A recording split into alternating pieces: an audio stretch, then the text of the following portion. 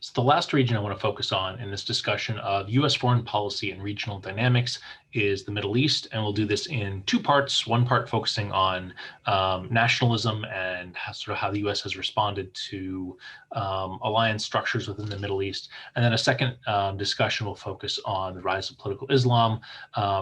And they sort of fit together, but I think it's useful also to talk about them separately. So let's start with just the very basic background of the Middle East, that after World War I, you have the collapse of the Ottoman Empire, which had ruled over a good chunk of the Middle East, and the British and the French, through the League of Nations, draw up a map and are given sort of a mandate to rule over and administer the former territories of the Ottoman Empire and sort of reorganize them in a way that makes sense. And by makes sense, I mean makes sense to the security and strategic interests of Britain and France. The new governments that are emerging out of that process are not necessarily, I don't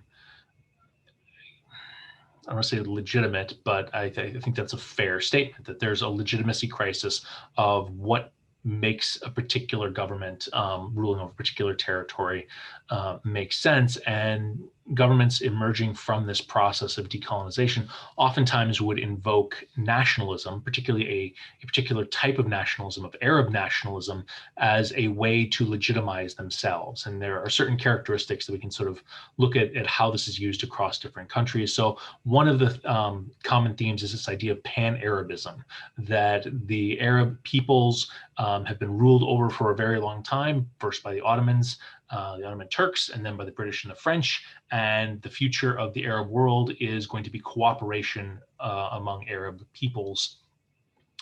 Secondly, there's a secular, modern rhetoric to Arab nationalism, that this is a movement that is forward-looking, that is progressive, that is interested in marching the Arab world forward in terms of industrialization and scientific accomplishment, and has sort of a secular intellectual outlook. There's a virulent anti-colonialism, right? There's that reaction against the British, the reaction against the French, later the reaction against Israel. And part of that is this sort of idea that through the embrace of modernity, through the embrace of secularism and pan-Arabism, that Arab leaders are going to be able to restore Arab dignity in a way that had been trampled by previous colonizers. And then, as I mentioned, sort of that idea of viewing colonizers as outsiders coming in, there's this sort of confrontation with Israel that gets sort of woven into this new Arab nationalism. So how does the United States navigate a variety of states that are sort of emerging onto the international scene and have sort of embraced this idea of Arab nationalism?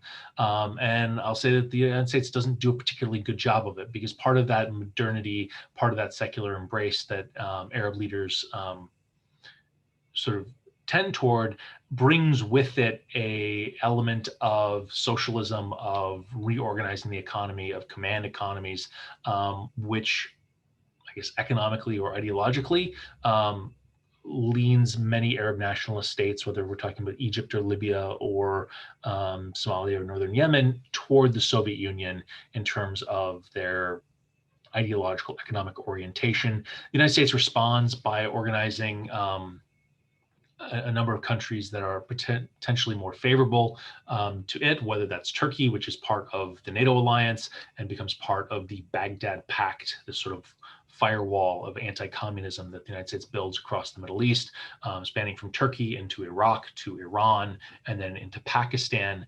But the Baghdad Pact is fairly short-lived, in part because Baathists, a political socialist Arab nationalist movement, takes over in Iraq, and Iraq sort of swings out of the US camp and into the Soviet camp. And so the United States sort of cobbles together a balance of power kind of arrangement that I don't know ever really gels in terms of a coherent sort of philosophy, other than sort of countering the pro-Soviet Arab states like Egypt and Libya. But the United States relies upon outsiders, states that don't fit within Arab nationalism. So Israel and Iran and Turkey are all states that have no place within the sort of broader Arab nationalistic vision. And then countries that the United States has strong strategic partnerships with that come to be known as the twin pillars. So the idea is that Saudi Arabia and Iran are these sort of two large, powerful states that are sort of on either side of the Persian Gulf, functioning as sort of slanty pillars that are holding up the whole of the Middle East. And the idea is that these twin pillars would be the stability upon which U.S. foreign policy could operate, which in hindsight, I think is overly optimistic, we'll say.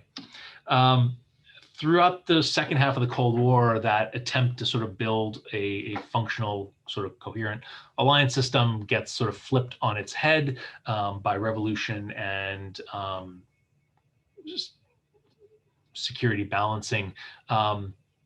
One of the catalysts for this change is in 1974, a military junta known as the Derg take control in Ethiopia and partner themselves with the Soviet Union. So Ethiopia had been a client state of the United States and suddenly swings into the Soviet camp. But Ethiopia had been in conflict with Somalia, and Somalia had been aligned with the Soviet Union. And so in classic Cold War politics, Somalia actually flips and becomes a US client state because it doesn't like Ethiopia. In 1978, following the Yom Kippur War, where Egypt loses significant territory to Israel, Egypt sort of approaches the United States and Israel and talks about the possibility of de-escalating tensions with Israel and possibly recognizing Israel as a state in exchange for the return of territory. And this is brokered by President Jimmy Carter at the Camp David Accords, and essentially moves Egypt, one of the critical Arab nationalist states that had been a linchpin of sort of Soviet security policy in the region, out of the Soviet sort of aligned group of Middle Eastern countries and into the US alliance system, which gave the US sort of a momentary flash of sort of strategic dominance within the Middle East that then comes immediately crashing down because of revolution in Iran, where the United States have been propping up a fairly brutal Iranian ruler, and popular uprisings and unrest overthrow the Shah of Iran, leading to a new government taking control that is very hostile to the United States, ends up storming the US embassy and seizing US hostages and holding them, and leading to a proxy war in which the United States backs Iraq against Iran. Again, Iraq is sort of a Soviet client, but gets support from the United States in the 1980s Persian Gulf War against Iran, although the US also backs Iran in that war covertly. So I wouldn't look for coherence in US foreign policy in that particular period of time. But by 1991, things sort of flip in US favor. Following the Iran-Iraq War, the first Persian Gulf War, the 1980s, Saddam Hussein looks to Kuwait as a possible source of increased oil revenue and wealth and security. And Saddam Hussein invades Kuwait, and the United States rallies the rest of the Middle East and much of the international community to throw Saddam Hussein out of Kuwait, which really leaves the United States in just an overwhelming militarily dominant position in the Middle East, in no small part because the Soviet Union is sort of going through a period of crisis and is sort of transitioning to Russia, and is essentially a non-player in the Middle East at that particular moment in time, where the United States suddenly has gained a pretty dominant strategic position within the Middle East. That having been said, there's some big sort of outstanding questions lingering from nationalism that I think are worth flagging because they remain ongoing sort of security and strategic questions that US policy is trying to navigate. One of those is related to Israel and the Israeli-Palestinian question. And if you know a whole lot about the Middle East, or maybe even not a whole lot about the Middle East, you probably have noticed that Israel tends to be a flashpoint of conflict, that from Israel's independence and creation in 1948, when Arab states sort of invade, on through to present day, there's been sort of a regular series of conflicts. The initial wave, 1948 to 1956 and 67 and even 73, more or less involve Arab states of Egypt and Syria and sometimes Jordan attempting to invade Israel, although in 67, Israel gets word that an invasion is coming and launches a preemptive strike in that case. But after 1973, with the Yom Kippur War, when Egypt reaches out to the United States with those Camp David Accords, suddenly the relationship, the security relationship for Israel is flipped around, where Israel is no longer facing sort of imminent invasion from its neighbors, but now has sort of a dominant military position, and that it could defeat more or less all of its neighbors simultaneously. And now Egypt is sort of the strongest of its neighbors, the strongest of the Arab nationalist states, is now sort of in a strategic partnership with Israel and the United States. Suddenly Israel is in a position to maybe take a much more offensive and aggressive approach, and in 1983 actually invades Lebanon and tries to hold a chunk of territory in southern Lebanon to stamp out a Palestinian Liberation Organization base in southern Lebanon. The Palestinian Liberation Organization being this group created by the Arab League to foster Palestinian independence and statehood following the conquest of territory in 1967 in the West Bank and Gaza Strip and elsewhere. In 2006, you get another conflict between Israel and Lebanon, and there's conflicts again in 2008, 12, 14, where operations are conducted in Gaza. So there's been an ongoing series of conflicts. However, since 1973, the existential threat to Israel has been relatively low. There's not countries in a position to invade and overrun Israel the way that there was in those first couple decades. When we look at sort of the ongoing conflict, I've just flagged that there's a couple different things that sort of are all sort of situated at the root of this whole thing. One of them is just sort of the principle of the thing, right? Does Israel have the right to exist? And from an Arab nationalist perspective, the answer is no, that Israel is a foreign entity that has come into the region. It is a colonial power and should be pushed out. Many Arab states have sort of softened on that and have come to accept that Israel is a reality on the ground, and that's a reality that they're willing to accommodate and work with. A second flashpoint has been the status of occupied territories. Under international law, when you conquer territory in warfare, you're supposed to give that territory back after the conflict ends. You're not supposed to acquire territory through conquest. And so under international resolutions to the United Nations, repeatedly Israel has been told the West Bank and Gaza Strip need to be returned to the Arab states. Arab states have said, no, we are going to cede that territory for a future Palestinian state. But the territorial shape of that future Palestinian state and the future of Gaza and the West Bank is one of those sort of open questions. Likewise, the status of Jerusalem, both the Palestinian Authority, which is sort of the political successor to the Palestinian Liberation Organization, and Israel claim Jerusalem as the capital. And so navigating that has been a question. And then lastly is the right of return. And that I should maybe flag a little bit because it ends up being a fairly important part of this puzzle of Israeli and Palestinian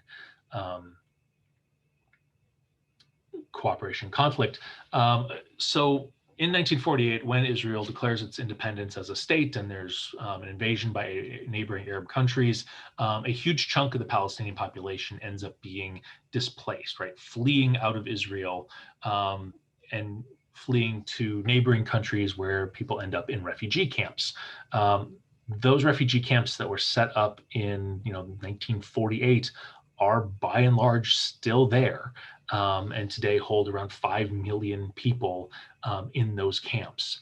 And that's a real sort of puzzle for how you navigate that. The Palestinians in those camps have largely been kept in place by Arab states that insist that they should be returned to their home, into Israel.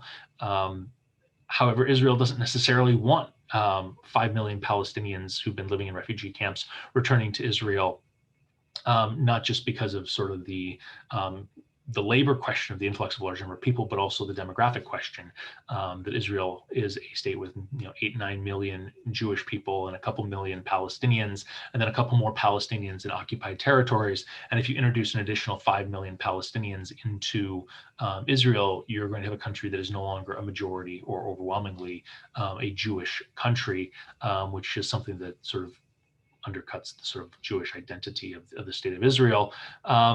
So then the question is, what happens to the folks who have been in these refugee camps? Are they allowed to languish for several more generations? Are those who were immediately driven out, sort of the people from 1948, allowed to return to their home?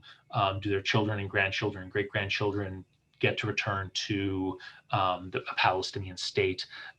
These questions haven't been worked out, but remain a point of conflict for negotiators in the Israeli-Palestinian conflict.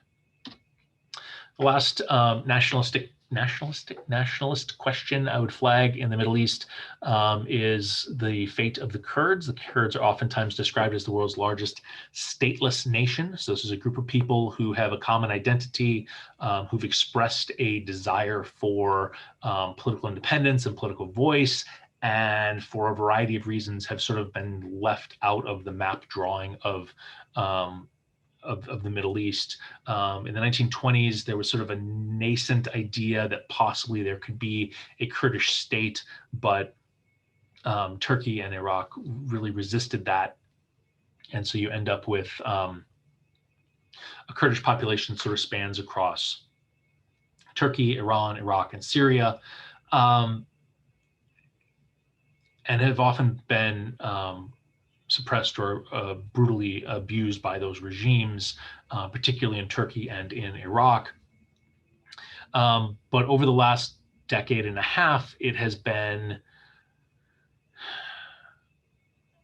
the Kurds have been closer to gaining an independent state than I think anyone necessarily would have thought possible, in part because after the 1991 Gulf War, the United States and others imposed a no-fly zone over northern Iraq, which allowed for the Kurds more or less to set up autonomy and a security apparatus, including several 100,000 Peshmerga soldiers, to control northern Iraq. Under the new Iraqi constitution, the northern Kurdish part has some degree of political autonomy. Those private militias or those Kurdish militias remain active and have been supporting operations in Turkey and in Syria. And as the Syrian civil war has sort of, burned the security apparatus of the country down, Kurds in the north of Syria were able to set up sort of autonomous states that almost kind of functioned and almost kind of held their own territory. Those have been stressed incredibly by Turkey's invasion into northern Syria to sort of crush a nascent Kurdish state that might potentially serve as a kernel for further rebellion and for further uprisings that would potentially tear territory away from Turkey. So this is an ongoing point of conflict in which you have a group of people seeking a state and seeking independence, but it ends up threatening the security of a variety of other states that have cooperated repeatedly over the decades to try to prevent the Kurds from gaining any sort of foothold in the region.